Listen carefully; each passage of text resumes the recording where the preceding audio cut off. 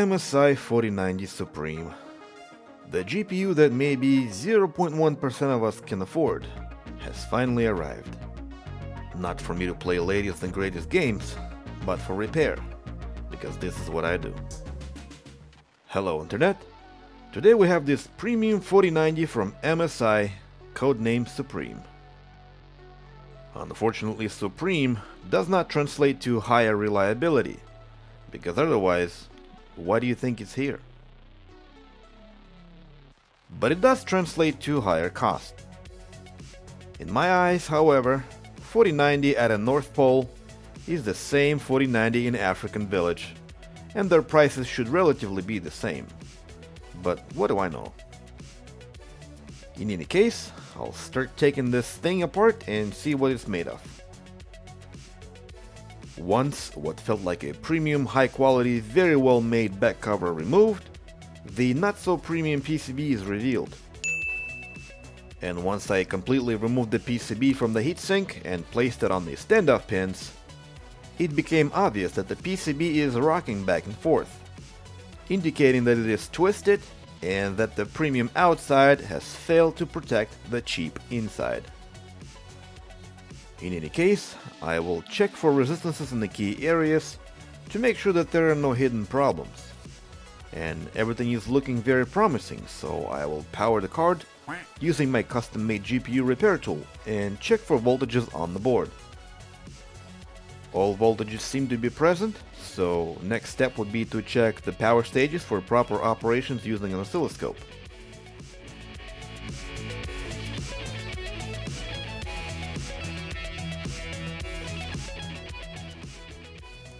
All power stages appear to be active, so the next step to check is the oscillator.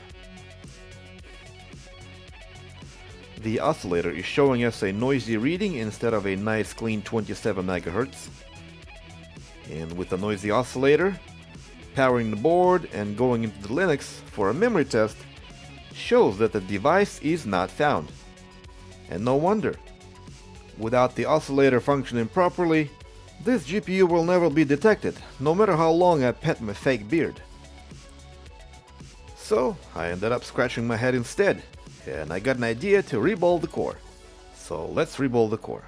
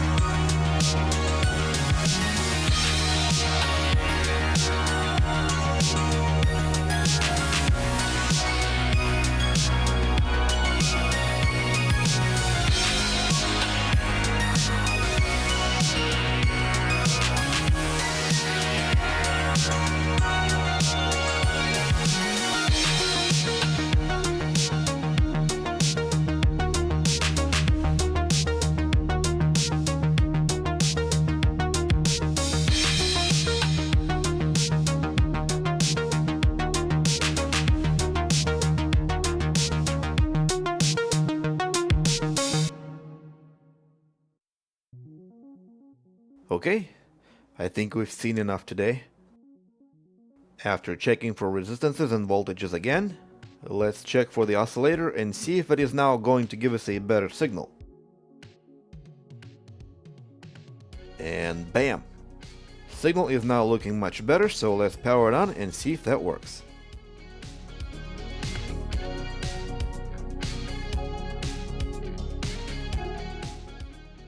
Patiently waiting for about 20 seconds, we have no picture.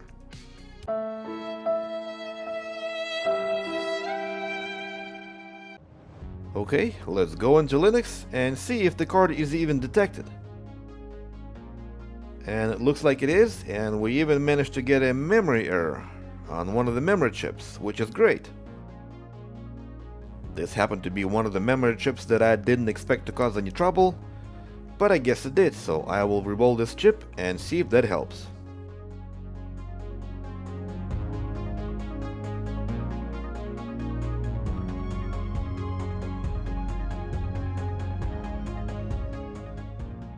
Another try, and bam! We got a picture. Anyway, it's time to place this cheap PCB back into its premium shell and run some tests. Make sure that everything works as well as it should. And as you can see, it does.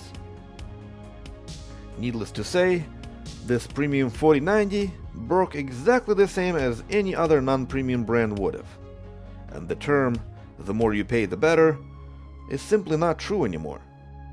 It's all marketing and brand loyalty, nothing else. What you should do instead is to buy what you can afford, not what the internet tells you. With that said, thank you for watching. I hope you have learned something today, and if so, please hit me with a like, comment, and subscribe for more repairs. Have a blessed day. Goodbye.